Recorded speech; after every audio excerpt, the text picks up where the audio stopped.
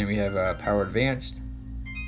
And she's called Spotty Century, and censor the song or artist's name in Spotify app. This she's called Frida, and direct JavaScript to explore iOS apps with USB. And this she's called Assistant Plus, allows anyone to easily personalize and enhance Siri by creating custom responses and activate listeners for Siri commands. Does work with iOS 8. And this is Assistant Plus, I think the new one, and supports iOS 11.2.0 later. This she's called Photon True Ambient Display. This is called PoDev Launcher, iOS, and we have PoDev Launch iOS Dev, and we have PoDev Optimize. So it's a Minecraft tweak. This is called Translo. It's a Let's Change Your Translate tweak. It makes life easier when chatting with foreigners.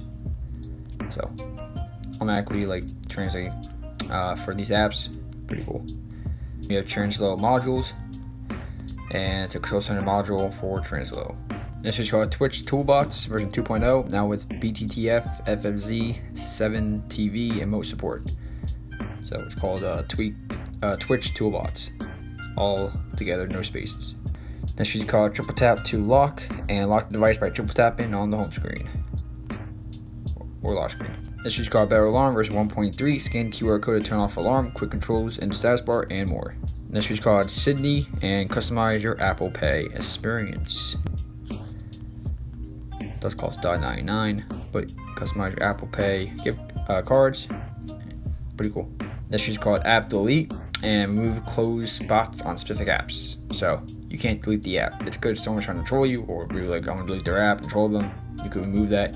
So when a person tries to delete the app, it won't delete because you can't delete it unless you actually go to this tweak settings and disable it.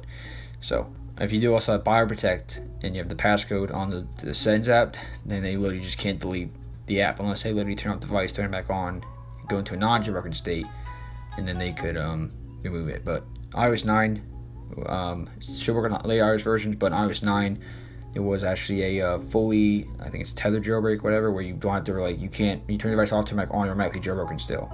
So that's what I had back in iOS 9. And which means that even if I turn the device off to back on, I'm still in jailbroken state, so they still can't delete the app. But now we have untethered jailbreaks, so now they can always delete the app.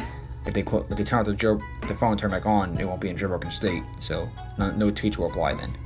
So there's a way around this, like I said, but still pretty cool.